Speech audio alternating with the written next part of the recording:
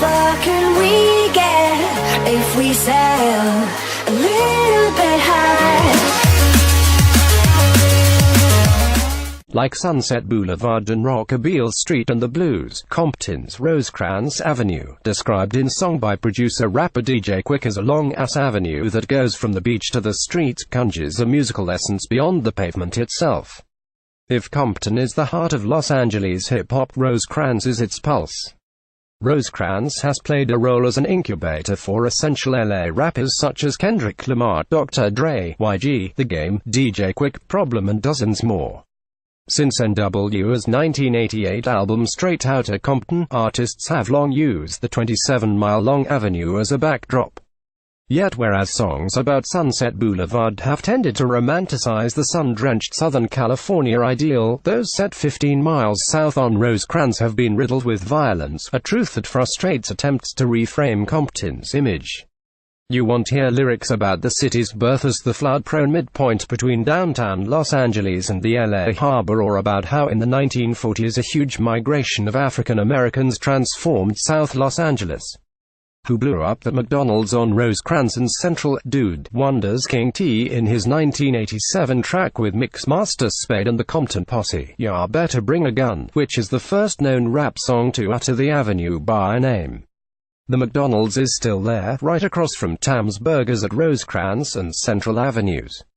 This is where I seen my second murder, actually, Lamar told Rolling Stone at Tam's Burgers in 2015. 8 years old, walking home from McNair Elementary. Dude was in the drive-thru ordering his food, and homie ran up, boom boom, smoked him. Rosecrans in the age of hip-hop has come to symbolize that which unites and divides its residents, the pathway that leads to and from salvation, a river Styx where both temptation and redemption lurk. Every spot in Compton got something going on, but Rosecrans is the common denominator, says the 32-year-old Problem. There's a lot to talk about, there's a lot to live about, there's a lot to say, there's a lot to represent. Got a Zoom on a recent Friday afternoon. The Compton-raised rapper Problem was riding in the passenger side of a late model BMW convertible as it tentatively exited the Tam's Burgers parking lot. You got a Zoom, Problem, born Jason Martin, urgently says to the driver. You see the tempo around here in the same Tam's lot that Problem just left. Jailed rap kingpin Marion Suge Knight is accused of striking 2 men with his truck during an incident allegedly involving his portrayal in the NWA biopic Straight Outta Compton. One of the men, nominated for a Grammy for his role in co-writing rapper Rhapsody's track Sassy, Problem has walked the Rosecrans tightrope his whole life, so he understands how to navigate West Coast rap's most famous avenue. Problem last year teamed with Quick for an entire album dedicated to it. Called simply Rosecrans, it's a love letter to a rough-and-tumble road whose boundaries, visible and invisible, have connected and separated its citizenry. Beginning at its eastern end at North Euclid in Fullerton, the avenue runs westbound through Norwalk, Clearwater, Compton, Gardena and Hawthorne before ending south of LAX in Manhattan Beach. Along the way, a few rusty but working wells pump oil, remnants of a time less than a century ago when this land was a vast but ultimately untenable oil field. Across its expanse through South LA, Rosecrans now serves as home to hundreds of small businesses: Oxman's Surplus, Canary World Exotic Bird Farm, Salon de Leon, King Palace Buffet, Mr. Rosewood Restaurant, Donut King Express Pawn Shop and Paramount Campers among them. As anyone who's heard West Coast rap in the past 3 decades knows, at its midpoint Rosecrans passes through the heart of gangland LA, serving as a boundary that divides turf among various gangs. When I'm riding down Rosecrans you never know what you can see, sings Candy Spoid during the hook for DJ Quick and Problem's Rosecrans title track. RIP while you riding down Rosecrans.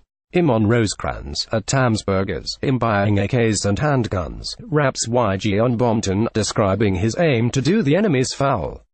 Come and visit the tire screeching ambulance policeman, won't you spend a weekend on Rosecrans, raps Lamar on Compton, a breakout track from his 2012 album, Good Kid, M.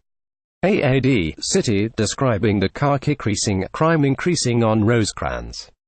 A measure of Rosecrans' potency. One of Compton's most famous contemporary musicians, YG, tends to steer clear of the avenue these days. In 2015, the rapper was shot outside his North Hollywood studio, and the perpetrator has never been found. Citing concerns for his safety, the rapper declined to be interviewed or photographed on Rosecrans. He ultimately cancelled the scheduled phone interview.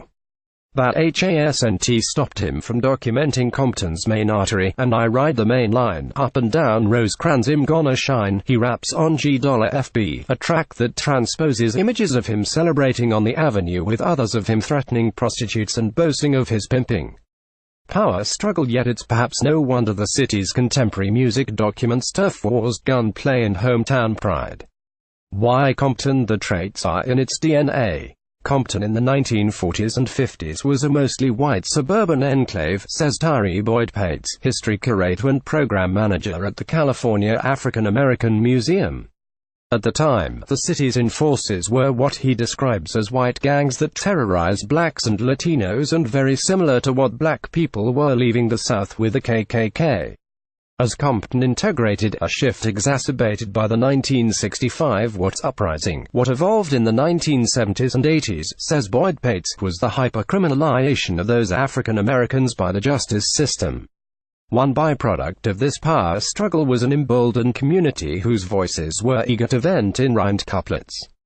Growing up inside this system, Boyd Pates continues, allowed for the Dr. Dre's and the Eazy-E's who were coming up in that age to solidify their identity as the messengers of the streets. And they were able to embody and encapsulate what it meant to be a black male. You gotta understand, Problem says as the BMW moves eastbound on Rosecrans, the mentality of someone that lives here has to be different than when you live other places, just from the history of it. And it breeds a different type of thinker. Despite all the lyrical gunplay and criminality depicted in music about Compton, says Boyd Pates, the city remains a really important place for black Angelenos, because it is the one place where they've felt that they've gotten an opportunity to fulfill the American dream. He adds, it's a really amazing city that doesn't get its due because of the negative portrayals that followed it for the last 20 years. When Problem and Quick decided to expand the 2016 release Rosecrans EP into an album, says Problem, the ideas flowed. It just sparked up so many conversations and different experiences he had on certain parts of Rosecrans, and the ones I've had, and the ones we've had together, Problem said. DJ Quick declined to be interviewed. The album's title track captures the breadth of the avenue's allure, beginning with singer Boyd's confession that she's cruising with the windows rolled up because she and her companions are smoking weed as we're riding down Rosecrans. Rapper The Game offers a specific location to where he and his compadres Big Face, Frog Dog, Badass and Chuck are headed, dipping down the Crans, right on Wilmington, right on Brazil. Rappers aren't the only artists to have focused on Rosecrans. The first known song to reference it, in fact, was Los Angeles chronicler Jimmy Webb with his Rosecrans Boulevard. Best known for his Cake in the Rain ode to MacArthur Park 12 miles away, in 1967 Webb offered his song to the pop band The Fifth Dimension. Though it's an avenue, Webb turns it into a boulevard for a tale about a hotel tryst with a stewardess.